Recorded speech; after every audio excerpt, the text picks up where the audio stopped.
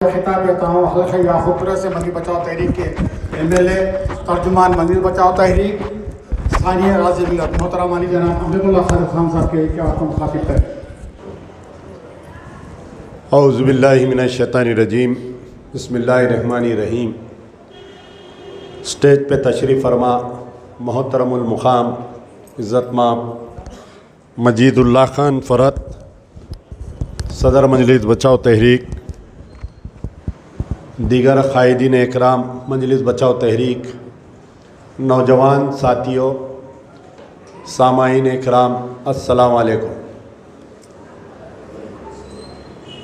आज का ये जो ग्रुप मीटिंग रहमत फंक्शन हॉल खल्ला चंचलगुड़े में मुनक़िद किया गया है, इसके ऑर्गेनाइज़र जनाब अल्ताफ़ नसीब खान साहब का मैं शुक्रगुज़ार हूँ कि वो एक ऐसी हरकियाती शख्सियत है कि कहीं ना कहीं गाज़ी मिल्लत अलहाज मोहम्मद अमानुल्लाह खान, डॉक्टर क़ायम खान की झलक उनमें मैं देखता हूँ। उनका जो जज्बा और उनका जो तड़प रहती है तहरीक के ताल्लुक़ से, मुस्लिम मसाइल के ताल्लुक़ से। हालांकि बिचारों के ऊपर भी बहुत केसेस बुक हुए, चाहे हिंदुस्तान में कहीं भी कुछ भी मुसलमानों पर जुल्म पहले रहते हैं कि उस मसले पर एहतजाज करने के लिए, तो कई केसेस बुक हुए मेरे पर और उन पर। ये पिछले 9 साल में जो मामू की जलील मामू की सरकार थी। आज का ये जो ग्रुप मीटिंग है, जैसा कि आप लोग जानते हैं कि हालिया में जो असेंबली इंतखाबात हुए और उस इंतखाबात में अल्लाह ताला ने तहरीक को बेहतरीन वोट दिलाया, 45,000 वोट। मैं अमजदुल्ला खान जो कैंडिडेट था याकूबपुरे से, हमको वोट मिले। मैं सबसे पहले तो अल्लाह और उसके हबीब का शुक्रगुज़ार हूँ कि अल्लाह ताला ने तहरीक को इतने वोट दिलाया। उसके बाद में मैं मेरे सदर जनाब मजीदुल्लाह खान फ़रत का शुक्रगुज़ार हूँ कि उन्होंने मुझ पर भरोसा किया और मुझको टिकट दिया और आवाम में, याकूबपुरे की आवाम के लिए मुझको, आप लोगों की खिदमत के लिए मुझको छोड़ा। मैं जनरल सेक्रेटरी मुस्तफ़ा महमूद साहब का भी शुक्रगुज़ार हूँ कि उन्होंने ना सिर्फ जमात के जनरल सेक्रेटरी की हैसियत से बल्कि मेरे एक सरपरस्त, मेरे एक भाई की हैसियत से, बग़ैर किसी यानी अपनी परवाह किए ये पूरे इलेक्शन तमाम, मैं जब भी अपना सीधा या अपने बाजू देखता दाएं तरफ तो मुस्तफ़ा महमूद साहब मेरे खांधे से खांधा लगाए हुए रहते। यानी एक जमात का जो जनरल सेक्रेटरी, एक सरपरस्त, एक भाई जो होना चाहिए सियासी जमात में बोलिए, तो उसका 100% अगर कोई रोल अदा किए हैं तो वो मुस्तफ़ा महमूद साहब हैं। मैं जनाब माजिद खान साहब का ख़ास तौर पर शुक्रिया अदा करता हूँ कि जब भी मैं कोई पैसों के लिए परेशान होता या कुछ ऐसा मुझ में डिप्रेशन आता तो एक हिम्मत की बात, शायद तुम लड़ो हम हैं, ये एक जुमला हमेशा से मेरे कान में गूंजता रहेगा। यानी वक्त पर हिम्मत की बात करने वाले को भी सलाम करना चाहिए। और हमारे सिकंदरुल्लाह खान, हालांकि वो बहादुरपुरे के कैंडिडेट थे लेकिन उनका दिल जो है याकूबपुरे के लिए भड़क रहा था। और दीगर हमारे मुजाहिद मियाँ यहाँ पर बैठे हैं। ये जो तहरीक के जो तमाम क़ायदीन हैं, हमारे ताहिर अफ़ारी साहब का अगर मैं शुक्रिया अदा ना करूँगा तो बहुत मेरे साथ नाइंसाफ़ी होंगी। यानी तड़प, जो तहरीक की तड़प मैं बतलाना चाह रहा हूँ कि इलेक्शन तो अमजदुल्ला खान लड़ रहे थे लेकिन कैंडिडेट तहरीक का हर कारकुन कैंडिडेट था, हर क़ायद कैंडिडेट था उसमें बना हुआ।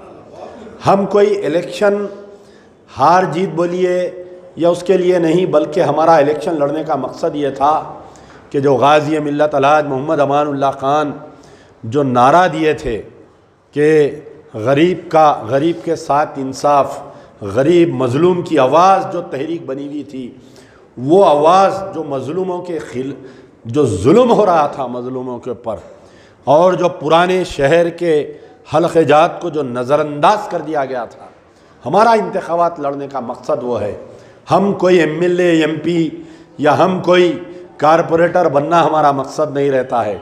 हमारा मकसद रहता है कि जो ऐवान इख्तिदार में बैठे हुए हैं, जो मुसलमानों के साथ नाइंसाफ़ी करते हैं, जो इनकाउंटर्स करते हैं मुसलमानों का, जो मुस्लिम बस्तियों को, जो मुसलमान बस्तियों के ऊपर जो तवज्जो नहीं देते हैं, उनके गिरेबान पकड़कर उनकी नज़र में, उनकी आँख में आँख डालकर बात करना, ये तहरीक का मंशा है और ये तहरीक का मंशूर है।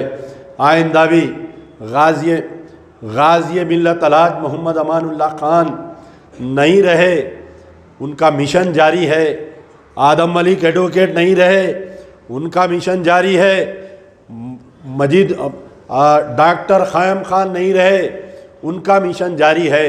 हो सकता है कि आज स्टेज पर हम जो मौजूद हैं हम ना रहे, लेकिन तहरीक का मिशन जारी रखना हैदराबाद के मुसलमानों की ये ज़िम्मेदारी है। ख़ास तौर पर हैदराबाद के जो नौजवान हैं, ख़ास तौर पर हैदराबाद का जो पढ़ा लिखा तबका है, ये उनकी ज़िम्मेदारी है। मैंने इंतखाबात के दौरान इलेक्शन में ये बात कहा था कि हार जीत अल्लाह के हाथ है। इंतखाबात का रिज़ल्ट आएगा, दूसरे दिन अमजदुल्ला खान को आप मैदान में देखेंगे। और 3 तारीख़ के दिन रिज़ल्ट आया, 4 तारीख़ के दिन से फजर के नमाज से अमजदुल्ला खान आपके दरमियान में हैं। कल मेरे पर उतनी जिम्मेदारी नहीं थी, लेकिन आज मेरे पास 45,000 वोटों की जिम्मेदारी है। मैं उन 45,000 मेरे जो वोटर्स हैं याकुतपुरे के, यकीनन एक एक वोट 1-1 लाख वोटों के बराबर है। 1-1 घंटा लाइन में ठहर कर वोट डाले। जो ख़वातीन कभी घर से नहीं निकले, पर्दे में रहने वाले ख़वातीन, अमजदुल्ला खान को वोट डाले। मैं वो पोलिंग के दिन का मंज़र नहीं भूल सकता। मैं जब पोलिंग बूथ पर जा रहा था, मेरी ज़ईफ़ माएँ, मेरी बहनें मुझे देखकर कह रहे थे कि आप वक्त ज़ाया मत करो, आप यहाँ पर मत आओ, आप दूसरे पोलिंग बूथ पर जाओ। ये ज़िम्मेदारी हमारी है आपको जिताने की। और यकीनन ये तो अल्लाह का फ़ैसला है। मैंने कबूल किया। शायद मैं ये सोच रहा, मैंने जब रिज़ल्ट हुआ 50 वोट से आगे, 100 वोट से पीछे, 50 वोट से आगे, 100 वोट से पीछे, ये चल रही थी कमेंट्री। रिज़ल्ट आया, मैं एक मंज़र देखा उस दिन काउंटिंग हाल में। मैं काउंटिंग हाल में एक मंज़र देखा कि जो जीता हुआ उम्मीदवार था या उसके साथ जो आए थे, किसी के चेहरे पर खुशी नहीं थी, किसी के चेहरे पर अल्लाह खुशी नहीं थी। मेरे साथ वाले रो रहे थे मुझे लपट कर। वहाँ पर जो ड्यूटी कर रहे थे कांस्टेबल्स, गैर मुस्लिम हिंदू कांस्टेबल्स से बेचारे पुलिस वाले, मैं जब डब्बों को देखने जा रहा था तो उनसे मिल रहा था रोज़ाना। एक 5-6 दिन हम जब भी रिटर्निंग ऑफिसर करने जा रहे थे, वो पुलिस वाले ड्यूटी कर रहे थे। 4-5 पुलिस वाले गैर मुस्लिम मुझे लपट कर रो रहे थे कि साहब आप जीतना था, साहब आप जीतना था, साहब आप नहीं जीते, साहब आप जीतना था, साहब। गैर मुस्लिम लपट कर मुझे रो रहे थे। आप बताइए, मैं तो उनका कभी काम नहीं किया, मैं पहचानता भी नहीं उनको। तो तहरीक का जो मिशन है, गौर करिए, इंतखाबात की हार जीत आने वाले दिनों में बहुत बड़ी कामयाबी मिलेंगी हमको यकीनन। तो बहरहाल जो जीते हुए उम्मीदवार के ना चेहरे पे खुशी थी, ना उनके साथ वाले मुतमईन थे, कि उनको खुद यकीन है कि हमने अमजदुल्ला खान को गिरफ्तार करवाया। 50 लाख रुपए एक IPS ऑफिसर को दिए गए अमजदुल्ला खान को गिरफ्तार करने के लिए 4 घंटे। वो इंस्पेक्टर रैन बाजार, वो दरिंदर, वो हरामी जो गिरफ्तार किया मुझको, इंशाअल्लाह अगर फ़र्ज़ करिए यहाँ पर कानून वो IPS ऑफिसर या उस इंस्पेक्टर रैन बाजार का बदला नहीं ले सकूंगा मैं। यहाँ पर अगर कानून मेरे साथ इंसाफ नहीं करेगा, मुझे मेरे अल्लाह पर भरोसा है कि ऐसा इबरतनाक उसका अंजाम होगा वो IPS ऑफिसर का और वो इंस्पेक्टर का। दुनिया देखेगी, आप देखेंगे, मैं देखूंगा उसके साथ क्या इबरतनाक मंजर पेश आएगा, याद रखिए। 4 घंटे मुझको गिरफ्तार कर लिए, मेरे टेलीफोनों को खींच लिए, मुझको बात करने नहीं दिए, बोकसिंग करके ये लोग जीते।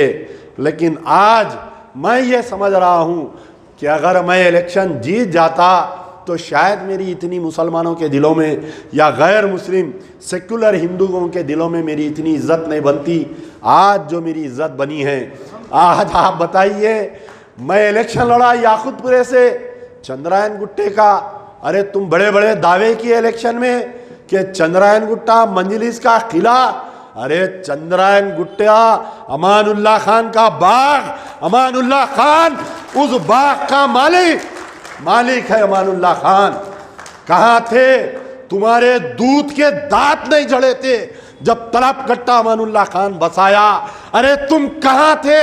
तुम चड्डी में तुम्हारा मुंह निकलता था जब अमान नगर भी, भवानी नगर, गाजी मिल्लत कॉलोनी, गुलशन इकबाल कॉलोनी, हाफिज बाबा नगर बसा।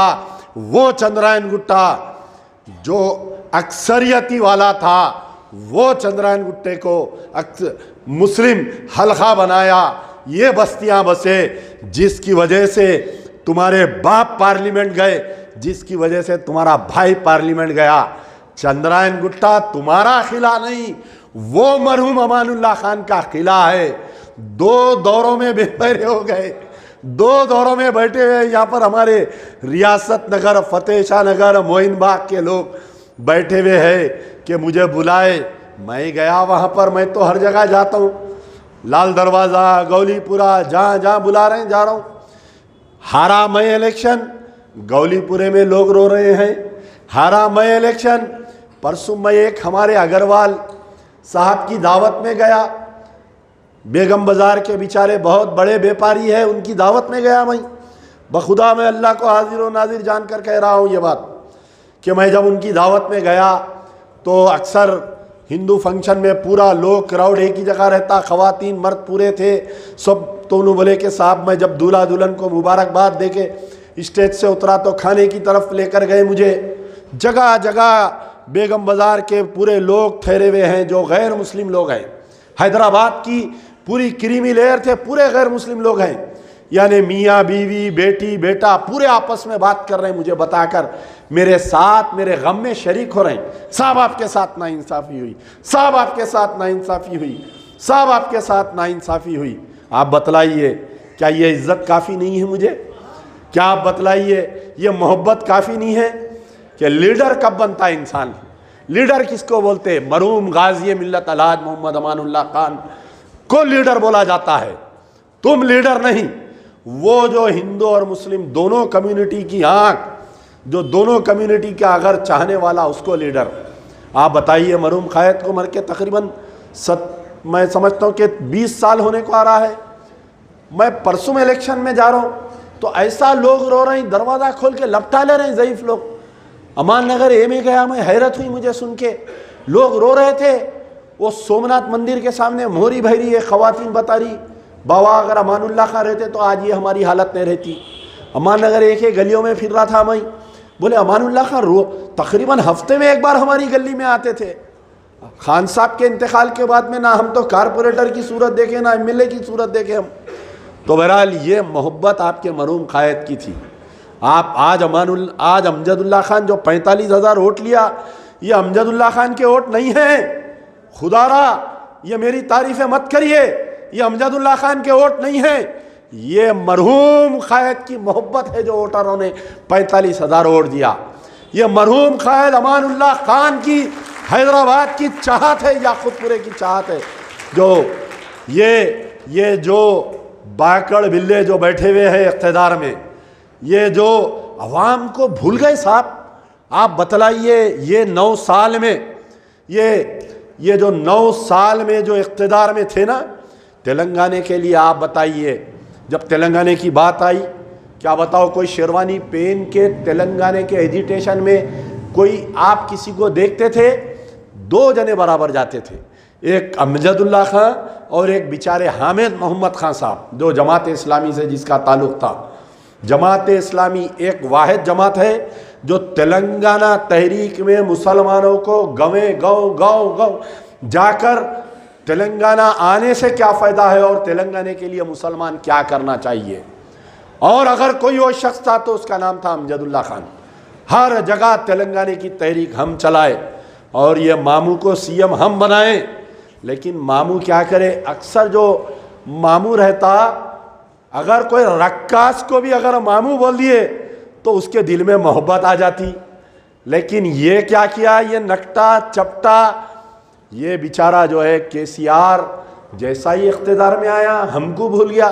ठीक है, चलो जान दो, आप एमबीटी को भूल गए, एमआईएम को गले लगा लिए, हम कुछ नहीं बोले, हम खामोश बैठे। हम पलट के मैं दावे के साथ कह रहा हूं, मेरे कने पूरे फैक्ट्स एंड फिगर्स है कि जितना जुल्म ये 9 साल में एमबीटी के वर्कर्स पे किया गया पुलिस की तरफ से, ये एमआईएम और बीआरएस की सरकार एक एक मजलिस बचाओ तहरीक के कारकुनों के ऊपर 10-10, 15-15 केसेस बुक किए। मेरे ऊपर तकरीबन 30 केसेस, मजीदुल्लाह खान फरद के ऊपर केसेस।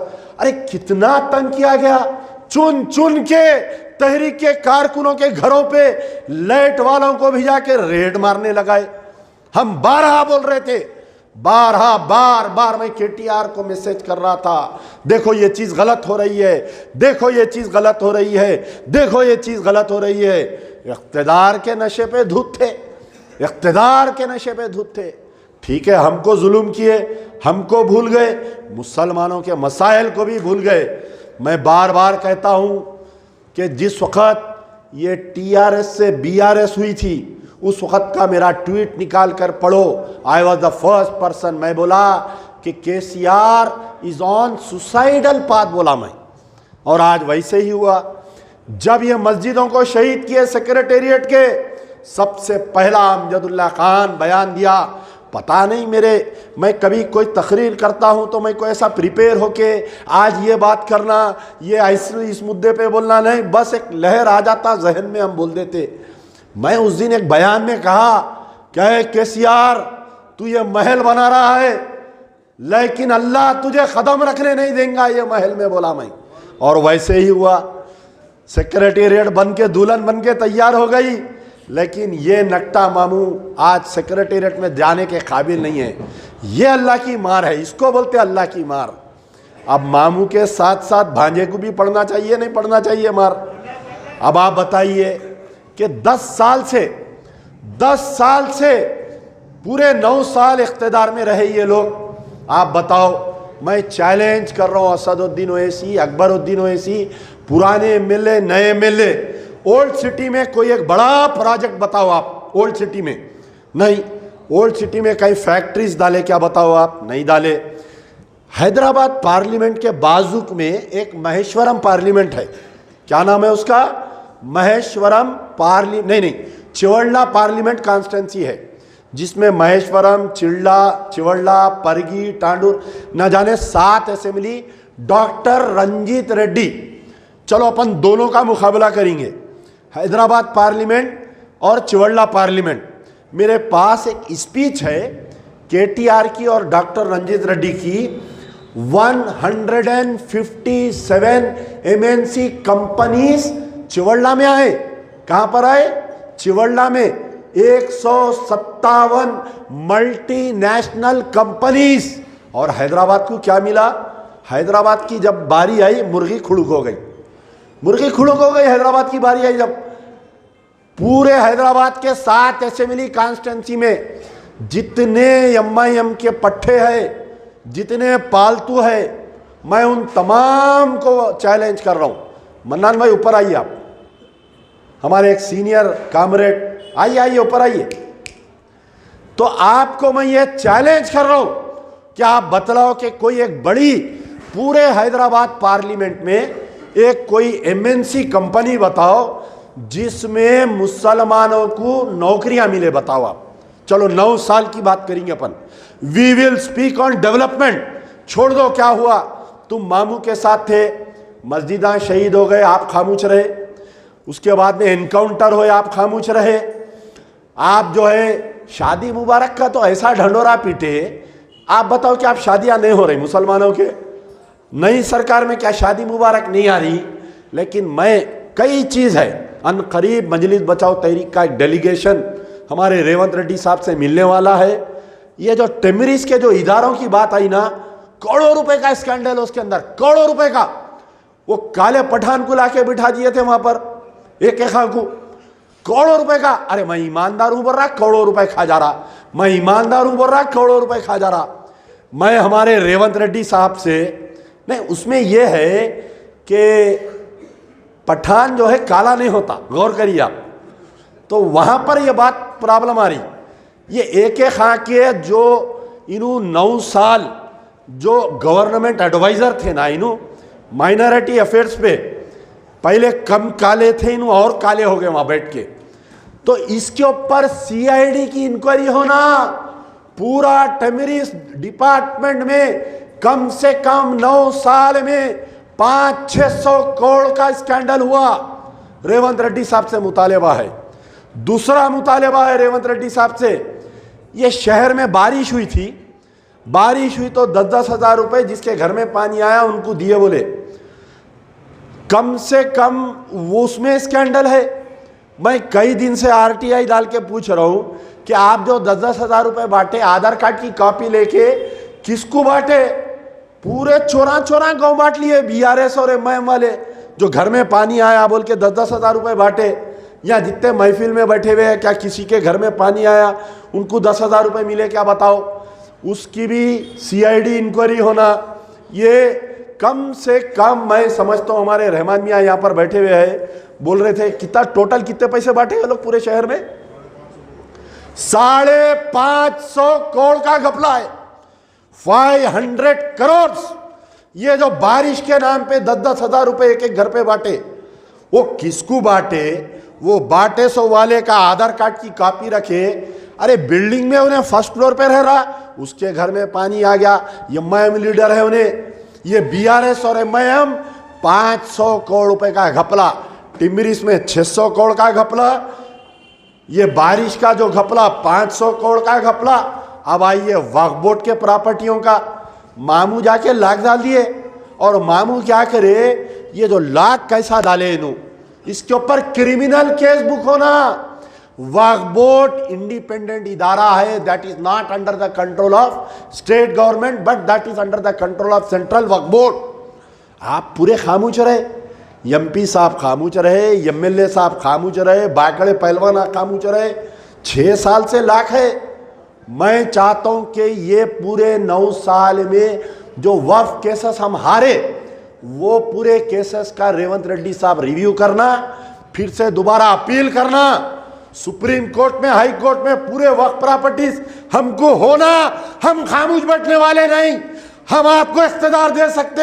अगर हमको हमारे वक्फ प्रॉपर्टीज नहीं मिलेंगे, मुसलमान कल फिर नाराज हो जाएंगे। याद रखो आप, मामू से बदतर हालत होंगी अगर हमको वक्फ प्रॉपर्टीज नहीं मिलेंगे। तो हमको हमारे वक्फ प्रॉपर्टीज पूरे वापिस होना होना होना, हमको वक्फ प्रॉपर्टीज। हम खामोश बैठने वाले नहीं, चाहे वो कोई भी दलाल करे कब्जे में रहो, मारो, तोड़ दो सारों को, पूरे बुलडोजर चला दो, हमको हमारे वक्फ प्रॉपर्टीज होना।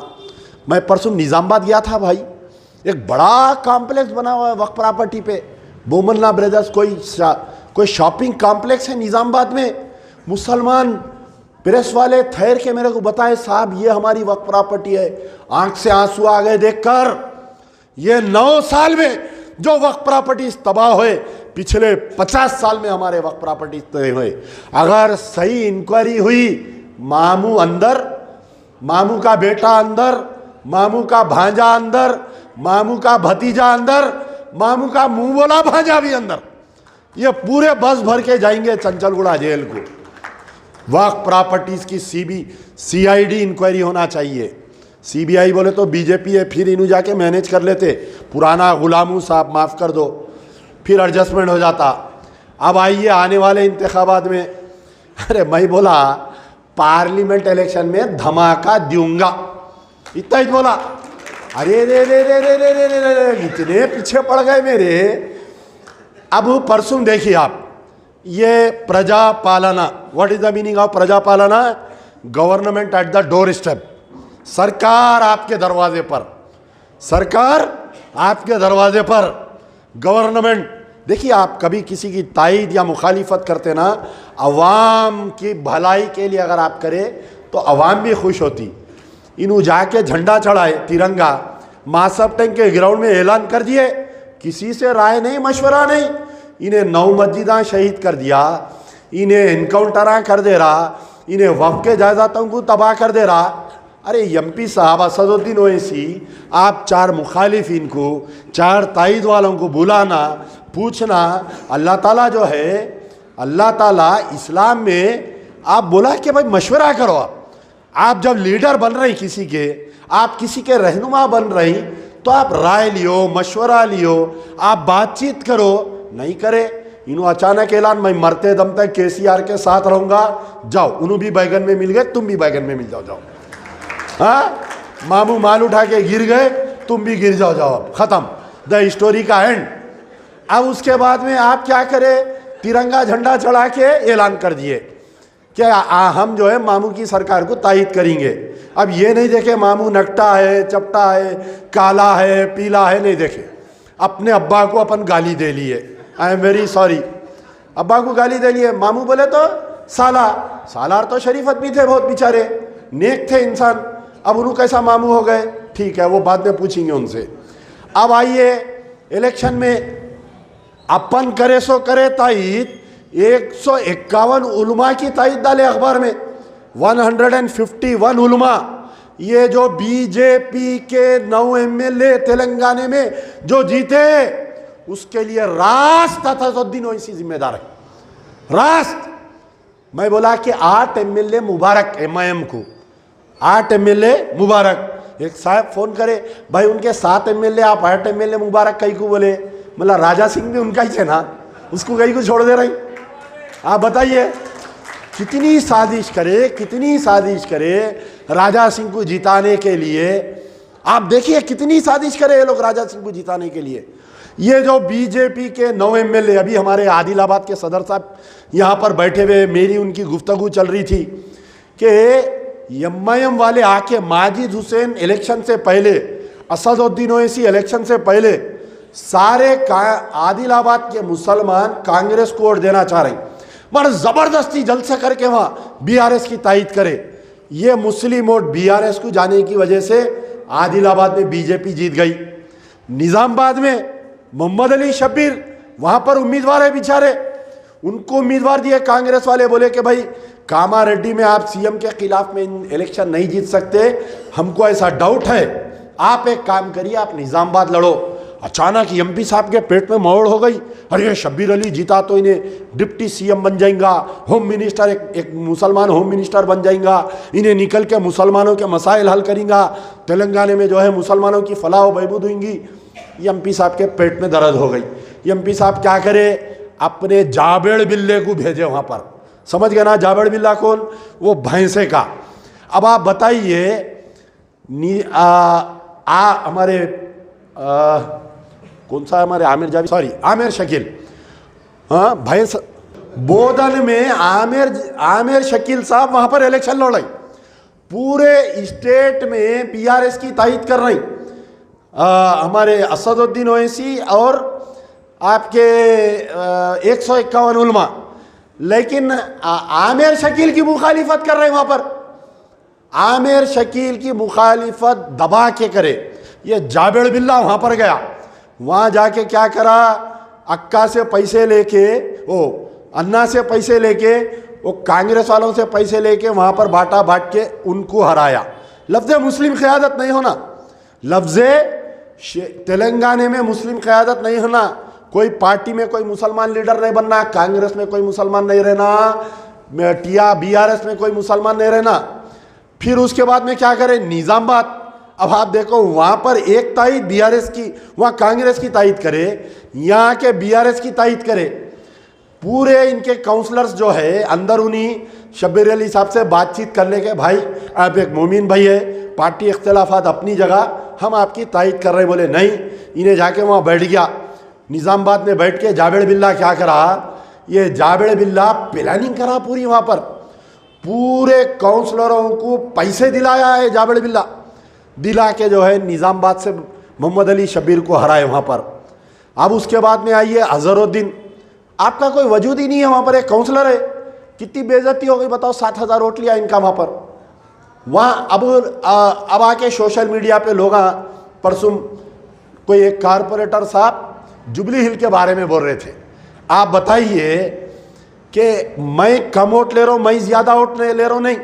राजस्थान में एमआईएम के कैंडिडेट 1500-2000 वोट लिए, लेकिन मेरा जो प्रेजेंस है, मैं वहाँ जाके जो तकरीरें करता हूँ, अब मैं तो पूरा अजला नहीं फिरा, लेकिन कई लोग मेरे को बोल रहे हैं भाई केसीआर और बीआरएस जो हारी ना, आपकी वजह से हारी। अरे मैं बोला मैं इतना बड़ा आदमी हो गया मेरी वजह से कई को हारे? तो बोले नहीं, आप जो 9 साल से पीठ लगे थे, जो मस्जिदों की, एनकाउंटरों की, जो वक्फ की जायदादों की तबाही, जो मुसलमानों के साथ नाइंसाफ़ी, जो अवाम में आपके जो वीडियोस आ रहे थे, अवाम में जो आपके बयानात आ रहे थे, जो मुसलमानों को आप जो उजागर कर रहे थे आप ये मामू की सरकार के बारे में, तो ये असदुद्दीन ओवैसी और अकबर जाके जो राजस्थान में तकरीरें करे, वहाँ बीजेपी जीती। ये असदुद्दीन ओवैसी का जो प्रेजेंस था जुबली हिल में, उससे कांग्रेस को नुकसान हुआ और अब मोहम्मद अजहरुद्दीन वहाँ पर इलेक्शन हारे। हालांकि बहुत दोस्ती है दोनों की, अजहरुद्दीन और असदुद्दीन दोनों की बेहतरीन दोस्ती, बैट और बॉल की दोस्ती है, इनू बैट उनू बॉल। लेकिन कम से कम एमपी साहब अपने दोस्त का तो ख्याल करना था, दोस्त को तो एमएलए बनने देना था। बचपन के दोस्त दोनों साथ क्रिकेट खेलिए। मैं ये बतलाना चाह रहा हूँ, इनू किसी के नहीं है, इनू ना दोस्त के है, ना इनू पार्टी के जमात के लोगों के है, इनू किसी के नहीं है। कुछ दिन पहले हमारे संतोष नगर का एक बहुत हार्ड एमआईएम का वर्कर था बेचारा, मैं पदयात्रा में गया, हमारे बाखर हुसैन शाह के घर में बैठा, तो बाहर आके क्या नाम है बेचारे का, मर्डर हुआ सो, हाँ कुछ तारिक नाम है बेचारे का, बाबा बोलते शायद उसको, बाबा। 6 जने उसको मार दिए, पूरा वीडियो आया, उसको 6 जने मारे। एमएलए साहब लेके जाके सरेंडर कर रही। मजलिस के वास्ते जान देने वाला, मजलिस के वास्ते काम करने वाला, उसका कत्ल हुआ तो आपके एमएलए कारपोरेटर लेके जाके खातिलों को सरेंडर करा रही। संतोष नगर में एक को अगवा करके लेके जाके नामपल्ली में रख के टॉर्चर करे, उसको मारे, खातिलों को लेके जाके मजलिस वाले सरेंडर करा रही। तो आप बताइए कि अल्लाह की मार पड़ती नहीं पड़ती इन लोगों को, बताइए आप। तो बहरहाल पूरे जो तेलंगाना में 9 एमएलए जीते ना, इसका पूरा क्रेडिट असदुद्दीन ओवैसी को जाता। इन्हों पूरा भड़काए, साजिश करे, इन्हों पूरे उलमा मशाइख इनको ज़बरदस्ती नहीं 151 उलमा को बीआरएस की तायद करो, बीआरएस। अरे पूरा तेलंगाना का वेव चल रहा, कांग्रेस तेलंगाना के पूरे मुसलमान कांग्रेस को दे रही। आज ये महासेवा करना चाहिए। उन तमाम उलमा मशाइखीन को अमजदुल्ला खान की दर्दमंदाना अपील है कि आपको मिसयूज़ किया गया, आपका इस्तेमाल किया गया, आपके नाम का इस्तेमाल किया गया। आप असदुद्दीन ओवैसी पे क्रिमिनल केसेस बुक करो। आप बोलो कि ये हमारे से बगैर पूछे, हमारे से बगैर राय लिए कि ये हमारा नाम का इस्तेमाल किया गया। आप बताइए, आप एक उलमा हैं, आप एक मशाइख है, अगर आपके चाहने वाले आप जिसकी तायद कर रहे हैं उसको वोट नहीं दे रही, तो आज आपको महासेवा करने का वक्त आ गया ये कि भाई हम जो लीडर को अपना लीडर मान रहे थे, वो लीडर हमको धोखा दिया, उसकी कोई ज़ात थी, उसकी मफाद थी जो उन्हें बीआरएस की तायद कर रहा था। तो बहरहाल अब आने वाले इंतखाबात है, रिज़ल्ट निकलने के बाद में मैं बोला कि आने वाले पार्लियामेंट इलेक्शन में मैं धमाका दूंगा। अरे रे रे रे रे रे रे, इतना परेशान, इतना अच्छा। अब क्या करें, फिर साजिश आई है। ये साजिश करने वाले खामोश नहीं बैठ रहे। परसों असेंबली इलेक्शन चालू हुआ, असेंबली सेशन चालू हुआ। असेंबली सेशन में क्या हुआ बताओ मैं आपको, गैर जरूरी। अरे नई सरकार बनी भाई, जुम्मा 8 दिन हुआ, दुल्हन नई घर को आई, आते ही अब अगर बच्चा अपनी पसंद से शादी कर लिया तो गुस्से में रहते, मदर इन लॉ फुल गर्म रहता मामला, कुछ भी निकालना इसका बोल के। अब इन्हों क्या करते, उन्हें वैसा चली, इन्हें ऐसा बैठी, चुप घसते उसको। अब इन्हों क्या करे, अब इनके हाथों से पूरा पावर चलेगा। अब इन्हों एमएलए रह के इन्हों नल एंड वाइड है, इन्हों कुछ कौम के काम के नहीं है। इन्हों जो है कोई, ये अब जो मैं बोल रहा हूँ आपको लिख के रख लो, ये 7 जो एमआईएम के एमएलए है ये पूरे नल एंड वाइड है। अब ये कांग्रेस की सरकार में इन लगा कुछ ना अपनी पैरवी कर ले सकते। ये जो लैंड ग्राबरों का माफिया है, हल्लू हल्लू एक एक लैंड ग्राबर सरकते जा रहा, देख ले रहा हूँ। अरे नहीं, इन्हें ढीला हो गया। अब सरकार अन्ना की, अन्ना दे रहे हैं, दबा के बोल रहे हैं। अब अन्ना असेंबली में दिए, सलाम करता हूँ रेवंत रेड्डी को, दबा के दिए। बोले रात भर बोलूँ क्या तुम्हारे बारे में, वहाँ से लाऊं क्या नादड़ना भास्कर राव से। अच्छी स्टडी है जी, विचारों करें पूरे एमआईएम के बारे में। कौन दे रही क्यों उनको? हमारे सलीम भाई के तकरीरा सुन रही शायद उन्होंने, पूरे सलीम भाई के जुमले सुन के वहाँ असेंबली में बोल रहे हैं ना पूरे बात। अब क्या हुआ देखिए, नई सरकार आई। अब ये लौंडा पॉलिटिक्स बोलता हूँ मैं, क्या बोलता हूँ, ये बड़ा लौंडा छोटा लौंडा।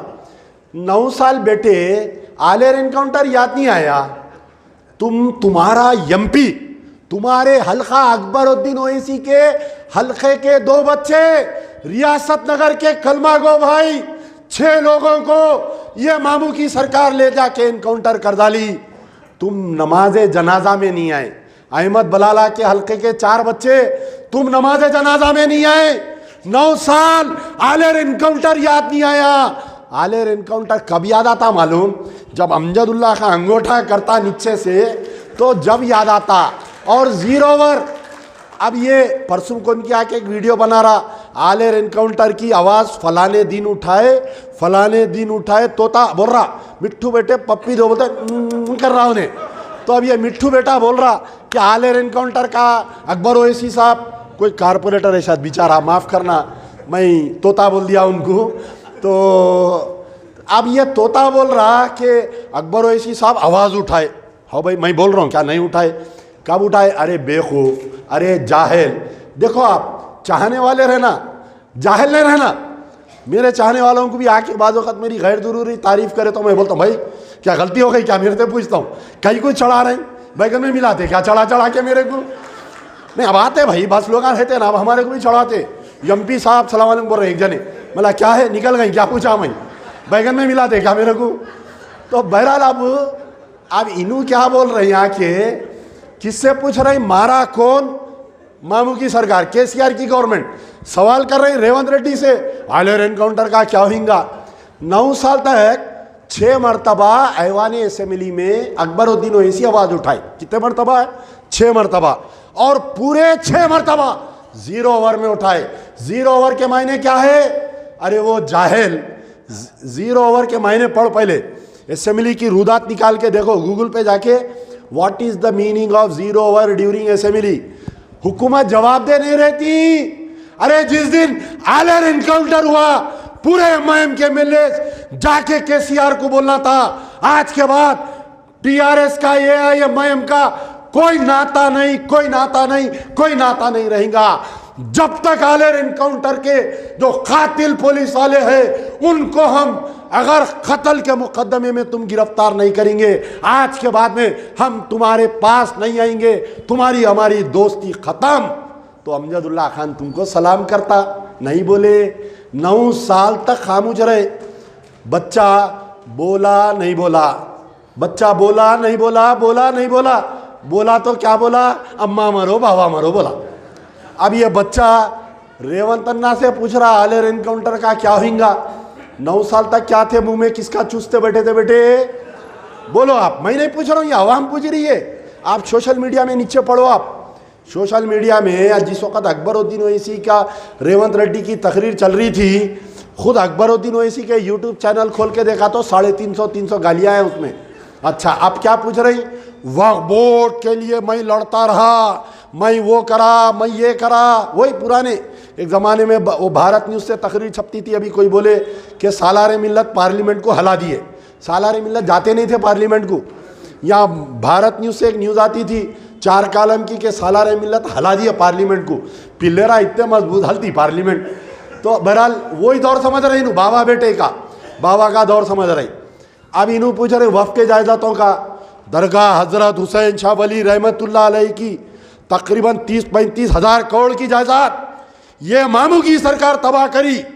हम वक्फ ट्रिब्यूनल में केस जीते हुए हैं, हम लोअर कोर्ट में केस जीते हुए हैं।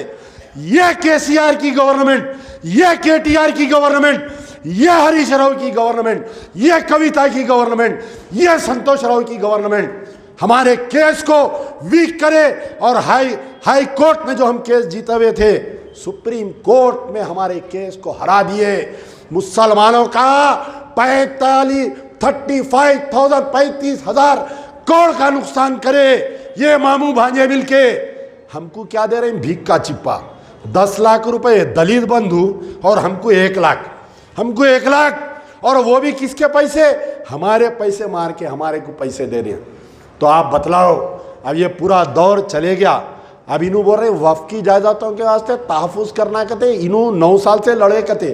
तुम 9 साल से लड़े बेटे, तो ये दरगाह हज़रत ईसा, ये हुसैन शाह वली का केस कई को हार गए, हज़ारों करोड़ रुपए के वफ़ के जायदाद तबाह कई को हो गए। आप बताओ, जब आप लड़ रहे थे ना तो ये कैसा गए बताओ आप। अब अच्छा, अब उसके बाद में क्या बोले इन्होंने असेंबली में? खैर बहरहाल मेरी तो तबीयत खुश हो गई, अन्ना दबा के दिए। अच्छा, अन्ना के साथ में पूरी टीम भी मजबूत है अन्ना की। अन्ना बोलते बोलते बोलते एक उठा बाजुक से, वो दामोदर राज नरसिम्हा हेल्थ मिनिस्टर बेचारे हमारे कहाँ के एमएलए, संजय रेड्डी के आगे के एमएलए है, उन्होंने तो उठते से उठते, मैं समझ रहा हूँ ऐसा नींद में से उठ के झड़कियाँ देते देखो किसी को, ए अकबर खामिश बैठ रहे तू, खामिश बैठ। अरे मैं बोला ये तो बहुत ही बेइज्जती हो जा रही है यहाँ पर विपक्ष की। हाँ बहरहाल इन्हों गए वही पुराना दौर समझे, जैसा केसीआर के दौर में मैच फिक्सिंग अन्ना दरा पुकार ले तो हमारे ओल्ड सिटी वाले खुश होते हैं। अब वो दौर नहीं है बाबा, फ्री एंड फेयर गवर्नमेंट चल रही। अच्छा अब क्या करें? और एक साजिश, जिस दिन से कांग्रेस गवर्नमेंट आई, अरे बीआरएस वाले किधर है कि खामोश बैठे हुए, दिन दो जरा टाइम बोल के खामोश। केटीआर का बयान देखा भाई कि लेट देम, उनको काम करने दीजिए। हम एक अच्छा, एक जो सियासतदान होता, एक जो सीजनल पॉलिटिशियन जिसको बोलते, नहीं यहाँ पर इन्हों क्या करे, इन्हों शुरू कर दिए। इन्हों क्या समझे, ऐसा करे तो गवर्नमेंट डर के हमारे पास आती समझे। बाबा वो डरने डराने का दौर गया, देने का दौर है। अब दबा के देते तुम्हारे को। किरण कुमार रेड्डी कैसा दिया था याद है ना? अब तक तकलीफ आए। परसों मैं कोर्ट को गया था, आज से कुछ दिन पहले, ये मैम के तकरीबन 20-25 वर्कर आए। अरे मैं बोला क्या मैं गलती से दारुसलाम में आ गया क्या? पूछा अरे क्या बात है भाई, ये क्या कोई यहाँ पर क्या कब्जा कर लिया क्या? कोर्ट को पूछा मैं, पूरे मैम दिख रही वहाँ पर। तो बोले नहीं साहब, वो किरण कुमार रेड्डी के दौर में जो अकबर साहब जो मंदिर करे गड़बड़ करे थे, वो बसा वसा हम लगा जलाए थे। 73 एमआईएम के वर्कर केस में 4 साल 5 साल से फिर रहे हम लगा, हर पेशी को 4-5 एब्सेंट हो रही, ये केस ख़त्म नहीं हो रहा। यानी किरण मारा सो तकलीफ अभी तक है, अब इनके मुंह पे जा रहे हैं। अब इनके जूते खाए तो क्या हाल होता बोलो आप मेरे को। खैर बहरहाल इन्होंने असेंबली में पहले दिन ये समझे कि ऐसा करके मैं डरा दूंगा, नहीं हुआ। पहली साजिश फेल हो गई। अब दूसरी साजिश करे, इन्हों आए हमारे और एक गुल्लू दादा। अचानक मैं परेशान, मैं फेसबुक देख लेते, लेटा हुआ हूँ रात में तकरीबन 1:30 बजे। गुल्लू दादा अंधेरे में एक वीडियो बनाए, अपनी कॉपी करे, अपन गाड़ी में फिर के वीडियो बनाते। तो कोई एडमिना जाके बोले शायद साहब जरा आप भी अमजदुल्ला खां के वैसी करो, ठीक है। इन्हों बनाए गुल्लू दादा एक वीडियो बनाए कि 28 तारीख से नए राशन कार्ड दे रही गवर्नमेंट, अपने अपने इनकम सर्टिफिकेट आप बना लो बोले। अब हमारे लोग बोले अरे एक जिम्मेदार आदमी बयान दे रहा, एमएलए बयान दे रहा। पूरे निकल गए औरतें बुरखों में, सुबह सुबह मैं परेशान, क्या हुआ माँ? नहीं वो 28 तारीख से राशन कार्ड दे रही, कहते इनकम सर्टिफिकेट बना लो, आधार कार्ड रेक्टिफाई करा। नहीं नहीं, ये बयान कोई अनजाने तौर पे नहीं, ये बहुत सोची समझी साजिश। इसकी साजिश करा असदुद्दीन ओवैसी। असदुद्दीन ओवैसी साजिश करके अहमद बलाला को बोला कि तू ऐसा कर, तू बयान दे। आप समझो, मैं जो भी कांग्रेस वाले हैं उनके लिए आगाही कर रहा हूँ मैं, ये एक बहुत बड़ी साजिश थी कि हुकूमत में अवाम में नफ़रत पैदा होना, हुकूमत में और मुसलमानों में नफ़रत पैदा करना बोल के ये शुरू दिन से असदुद्दीन अकबरुद्दीन लगे हुए हैं। कैसा रेवंत रेड्डी को बदनाम करना, कैसा कांग्रेस गवर्नमेंट को बदनाम करना। अरे अपन इतनी तायद करे, ये मुसलमान जाके कांग्रेस को वोट दे दिए, अपन बैगन में मिल गए, अपनी 2 पैसे की इज्जत नहीं रही। अच्छा अब क्या करे? उसके बाद में राशन कार्ड बना रही बोल के 28 को पूरे औरतें, अब इनकी दुकान चालू हो गई। शहर में मेजॉरिटी ऑफ द ई सेवा मी सेवा किसके है? इनके लोगों के है। हर एमआरओ ऑफिस में जाओ, तहसीलदार ऑफिस में कौन दिखता? इनका दलाल बैठा हुआ रहता वहाँ। आप कोई एएसओ ऑफिस में जाओ, कौन रहता बैठा हुआ? इनका दलाल रहता वहाँ बैठा हुआ। हज़ारों रुपए डाल दिए लोग जाके। Income certificate, economically backward certificate, BC category का सर्टिफिकेट, जबकि हुकूमत की तरफ से कोई ऐलान नहीं आया कि नए राशन कार्ड हम बनाने का।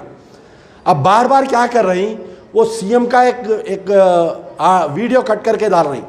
चीफ मिनिस्टर क्या बोले, अगर आपको होना है तो ये जो प्रजा पालाना फॉर्म दे रही उसके साथ एक दरख्वास्त दे दो वाइट पेपर पे लिख के। आप बताओ क्या वाइट पेपर पे लिख के दिए, ना कोई रसीद ना कुछ ना क्या, कुछ भी नहीं रहता, वो सरफे खास पलटन की नौकरी हो जाती वो तो सरफे खास की नौकरी पहले वैसी ही रहती थी, आप नौकरी पे चढ़ के रिटायर्ड हो जाते, आपके ने कुछ भी नहीं रहता था। तो बहरहाल मैं जाग गया एक दिन एएसओ कने, भाई ये क्या किस्सा है, आप 28 से राशन कार्ड ले रहे कहते। उन्हें बोला देर इज़ नो डायरेक्शन, खाली प्रजा पालना ये 6 प्रोग्राम ये जो है वो भी बल्दिया वाले कर रही, इसमें सिविल सप्लाईज डिपार्टमेंट का कोई रोल नहीं है। मैं वहाँ से निकल के तहसीलदार कने गया MRO चार मीनार, वहाँ लेडी बोली हमको भी नहीं मालूम साहब, हमारे कोई इंस्ट्रक्शन नहीं है। मैं एक वीडियो बनाया बाहर निकल के, मैं ये वीडियो बनाया कि ये अवाम जो परेशान हो रही, ये जो दारो ख़तर लेना लग जा रही, जाके आधार कार्ड अपडेट करा ले रही। लोगों को भी क्या रहता, यानी वक्त से पहले सब तैयार कर लेना, आधार कार्ड अपडेट करा ले रही, बहुत अच्छी बात है, कराइए आप जाके वो इनकम सर्टिफिकेट निकालने के वास्ते खाली डबीलपुरा ये चार मीनार MRO कने 2300 अभी ये ऑनलाइन आ रही, सो कितने की है, हज़ारों। कम से कम अगर अब आप पकड़ के चलो, एक EBC से एक इनकम हमारे इनकम सर्टिफिकेट के वास्ते मिनिमम अगर एक जो बनाने वाला दल्लाल है, जो सियासी जमात का जो दल्लाल है, उन्हें अगर एक को 1000 रुपये चार्ज करा तो कम से कम एक 5 लाख लोग तो अप्लाई कर दिए है। इसका वीडियो देखे, ये गुल्लू दादा का वीडियो देखे। अच्छा गुल्लू दादा दिए, सुबह में चार मीनार के मामू भी दे दिए स्टेटमेंट, नहीं वो अगर कोई पैसे मांग रही तो नहीं देना। अरे पूरे तुम्हारे अब ये सब वीडियो कहीं को दे रहे हैं भाई, एक 2-4 के ऊपर खुद MIM के MLA कारपोरेटर कैसा बुक कराए तो नहीं होता। आप MLA है ना साहब, अगर फ़र्ज़ करिए मैं एक जगह का MLA हूँ, मेरे एरिया में कोई आके कंप्लेंट दिए कि भाई ऐसा इन्हें पैसे ले रहा, इमीडिएट उसको लेके जाना, कंप्लेंट कराना, उसको अंदर करा देना। दूसरे की हिम्मत नहीं होती, आप खुद वीडियो बनाओ कि भाई मेरा वर्कर था, पैसे मांग रहा था, इसलिए मैं इसको अंदर करा दिया बोल के। कोई मांगता पैसे बताओ, नहीं मांगता। मैं वीडियो बनाया, बनाते इनकी दुकान चौपट, पूरी दुकान बंद हो गई।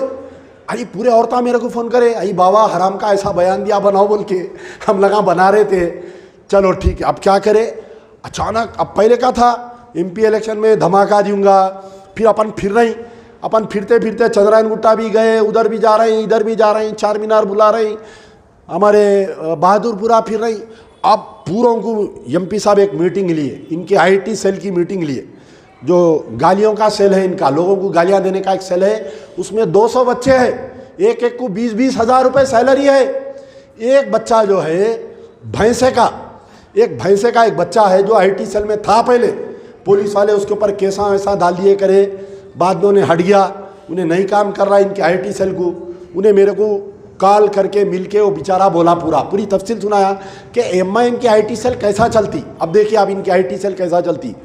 अगर फ़र्ज़ करिए अमजदुल्ला खां के ख़िलाफ़ में सोशल मीडिया में फैलाना है तो MP साहब भी उसमें एडमिन है, वो व्हाट्सअप ग्रुप में 200 जनों के इन्हों एक इंस्ट्रक्शन दे देते कि आज ये फलाना अमजदुल्ला खान का स्टेटमेंट आया, इसको काउंटर करो, इसको गालियाँ दियो।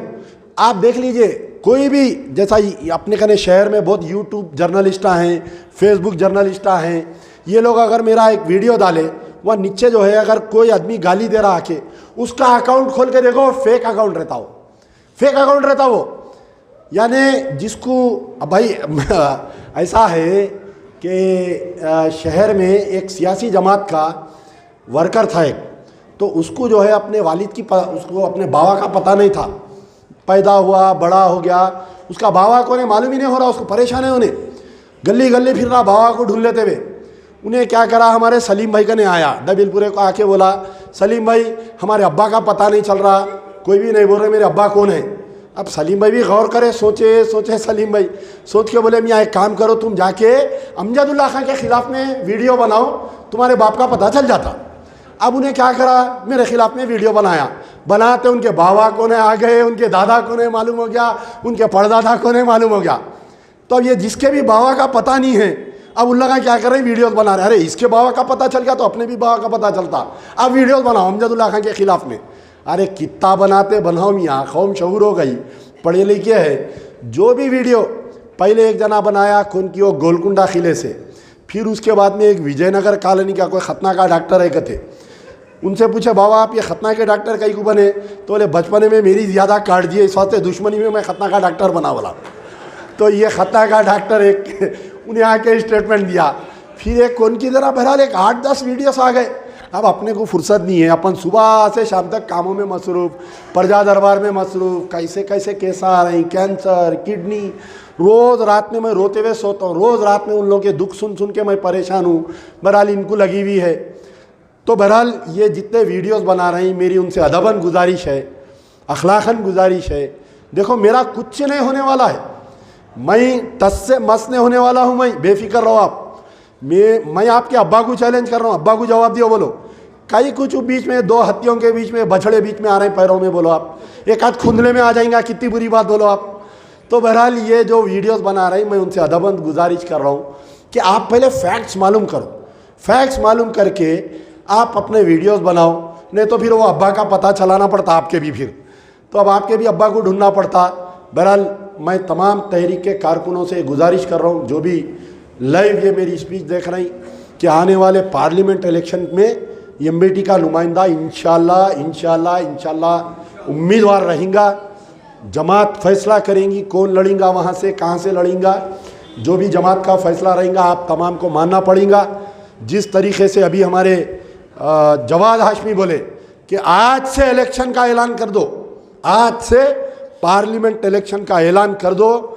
ये चंचलगुड़े रहमत फंक्शन हॉल से आने वाले पार्लियामेंट इलेक्शन का बहरहाल कई चीज़ें आ रही, कई अखबारात में न्यूज़ आ रही। ये सब का आप ये सोशल मीडिया नहीं, अपने को काम करना है। अब बीच में कई लोग ये भी बोल रही, अरे नहीं भाई वो दो लड़े तो बीजेपी, एक बीमारी शुरू होती है अब ये आ जाती, क्या आती, नहीं दो लड़े तो बीजेपी। अरे बीजेपी असदुद्दीन ओवैसी को कई को हराएंगी बाबा, एक 50,000 वोट उनको ट्रांसफ़र करेंगे ज़रूरत पड़ी तो। कई को इनसे पूरी वो है ना, इनसे यूपी है, इनसे एमपी है, इनसे महाराष्ट्र है, इनसे राजस्थान है। तो आप बताओ क्या बीजेपी वाले अपने कैंडिडेट को जिता के असदुद्दीन ओवैसी को हराने की कोशिश करेंगे? नहीं करेंगे। बीजेपी की स्टेपनी है ये, क्या है? असदुद्दीन ओवैसी एमपी बीजेपी की स्टेपनी है। बाबा जो मेरे खिलाफ में वीडियो बना रही ना, अपनी भी ज़बान बहुत बुरी है, अपन बोलना शुरू करे तो डिक्शनरी खोल के मैंने सुनना, फिर समझ रहे ना, समझ जाओ। एक एक के ताल्लुक से हम भी पूरा उनका शिजरा खोलेंगे, वो खतना के डॉक्टर का। अरे एक तो इतना काला है, इतना काला है, वो उसके ऊपर वो रिंग की लाइट भी डाले तो नहीं दिख रहा, काला भिलावा अंधेरे में दे रहा, समझ रहा हूँ मैं। अरे बोला इन्हें कौन है भाई, बोल के एम के हमारे एक दोस्त है, उनको पूछा ये भिलावा कौन है जी, ये वीडियो बनाया तो बहरहाल ये पूरे लग गए, पूरा IT सेल ये जो 200 आदमी का है मेरे पीछे पड़ा हुआ है। अपन डरने घबराने वाले नहीं है, जो भी मेरे चाहने वाले उनका जवाब दे रहे हैं, लड़ रहे। मैं किसी का जवाब देने वाला नहीं हूँ, अपना तो बिल्कुल MP से डायरेक्ट समझ जाओ, अपन उनको ही बोलेंगे। अरे मेरे को और एक कल वीडियो देख के हंसी आई, ये अब इतने भौखलाहट के शिकार हो गए MP साहब, जाना कहाँ की था उनको, निकले पूरी मोदी की सिक्योरिटी, अमित शाह की सिक्योरिटी। एक असदुद्दीन ओवैसी इंपरट्रेटर बोल के एक इनका ऑफिशियल पेज है, कोई मोहम्मद उल हुसैनी बोल के उसका एडमिन है, कोई याखूतपुरे में रहता है, इंडिया फंक्शन हॉल की गली में एक बच्चा है बेचारा, बहुत अच्छा बच्चा है, पहले हमारा ही था, फरद भाई के इलेक्शन में हमारा बहुत काम किया वो बच्चा। तो क्या मजबूरी है, क्या उसकी पेट की कोई मजबूरी है, बेचारा जाके उनका एडमिन बन गया। तो उन्हें रोज़ देख लो आप मेरे खिलाफ में डाल रहा, MBT कहते मोदी बचाओ तहरीक है। कहते अरे हम कहाँ के बाबा, गनमेना किसके लेके फिर रहे हैं तुम्हारे अब्बा? अमित शाह मोदी के गनमेना लेके पुराने शहर में, मुसलमानों के लीडर को गनमैन की क्या ज़रूरत है बताओ आप उसको गनमैन? अरे भाई पूरा आपके घर को मैं आ रहा हूँ, मैं गनमैनों की क्या ज़रूरत है? बहरहाल इन्होंने निकले थे कहीं जाने के वास्ते, गलती से इन्होंने घुस गए कौन सी गैस की ऑफिस में चले गए। आप बताओ क्या असदुद्दीन ओवैसी कभी कोई गैस की दुनिया का कोविड में सिलेंडरों का शॉर्टेज हुआ, जब नहीं गए आप कोई गैस कंपनी को, अब गए इन्हों जाके वो औरतों को बोल रही आप लगा कई को ठहरे अम्मा, ये कई को अपडेट करा रही, ये अपग्रेड कई को करा रही, वो 500 रुपये, यानी MP साहब भड़का रही। आप गौर करो, यानी प्रोग्राम में प्रजा पालना में हिस्सा लिए वैसा कर रही, मगर अवाम को भड़का रही हैं लोग पूरे जने। अच्छा, और एक देखो आप, एक पोस्टर देखा कल में, अहमद बलाला का पोस्टर, अकबर का पोस्टर, असद का पोस्टर, प्रजा पालना का पोस्टर, उसके अंदर जो है सीएम की फोटो नहीं है। अरे भाई, Revanth Reddy is the chief minister, deputy CM is दामोद हमारे भट्टी विक्रमादित्य, तो गवर्नमेंट प्रोग्राम में बताओ मैं पोस्टर असदुद्दीन। अरे एमआईएम के पोस्टर पे हेल्टेज डाल रही, अब्बा की फोटो नहीं, दादा की फोटो नहीं, इन्हों अपना सनाफ की जगह डैश मार दे रहे हैं वहाँ पर। कोई बच्चा अगर स्कूल में एडमिशन ले रहा तो उसको पूछते ना बाबा का नाम, अम्मा का नाम।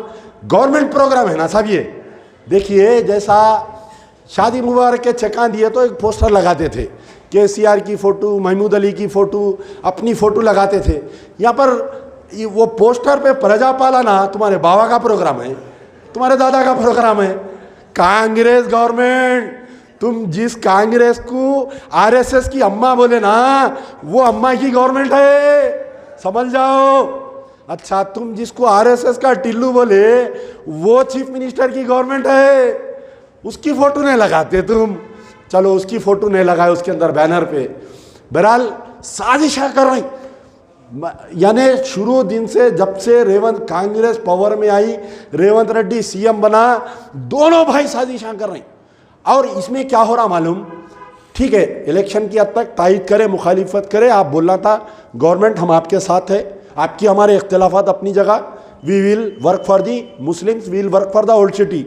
वो बेचारा मेट्रो ट्रेन के वास्ते मीटिंग बुलाया, आपको फ़ोन करके बुलाया, आप उसको आरएसएस का टिल्लू बोले, कांग्रेस आरएसएस की अम्मा बोले, सीएम बनते आपको बुलाया ना, उन्हें मीटिंग लिया, पूरे पैसे टर्न कर रहा, ओल्ड सिटी में मेट्रो आने वाली है नहीं, आप फिर वही अपनी उल्टी टांग निकाल के देख लिया। तो बहरहाल बहुत लंबी तकरीर हो गई, माफ़ी चाहता हूँ, क्योंकि बहुत सारी चीज़ें आपको बोलने का था। आने वाले इलेक्शन के लिए तैयार रहिए, ख़ास तौर पर जो सोशल मीडिया पे है वो लोग नज़र रखिए। ये जो भी है मुखालिफिन, ये अम्मा का पता नहीं, बाबा का पता नहीं, ये जो बच्चे निकले हुए वीडियोस बना रही, ये जो ऑडियो बना रही, ये क्या कि चड्डी गैंग बोल के बना रही, क्या बना ले लो। मैं सिर्फ अल्लाह को सौंप रहा हूँ, अल्लाह मैं जो है अवाम के वास्ते हूँ, मैं मुसलमानों के वास्ते हूँ, तो इनको गारत कर, बस एक ही बात है। ये जो भी बना रही, हम कहाँ के चड्डी गैंग बाबा तुम्हारे है, असदुद्दीन ओवैसी का ने चड्डी अंदर निकालो, खोल के देखो पैजामा उनका है नहीं है, हमको बोल रहे हैं चड्डी गैंग। तुम्हारे अब्बा बाबरी मस्जिद कौन तोड़ाए? अब ये जो राम मंदिर की तामीर हो रही, आज जो नरेंद्र मोदी जाके जो प्राइम मिनिस्टर जो इफ्तिदा कर रहा ना राम मंदिर, आज अल्लाह करे सुल्तान सलाउद्दीन ओवैसी को बराबर पूछ हो रही होगी। दक्कन मेडिकल कॉलेज, राम मंदिर, सलाउद्दीन ओवैसी, मोदी, ये किसी को कौम माफ़ करने वाली नहीं है, याद रखिए आप। दक्कन मेडिकल कॉलेज का अफिलिएशन के वास्ते राम मंदिर की शहादत पे सलाउद्दीन ओवैसी खामोश बैठे थे। चड्डी गैंग हम, तुम्हारे बाप चड्डी, तुम्हारा दादा चड्डी, तुम्हारा पड़दादा चड्डी, जब अमजदुल्ला खान बोलने लगेगा ना, कानों से खून बहेगा तुम लोगों के, याद रखो। यार जिंदा सोबत बख्श।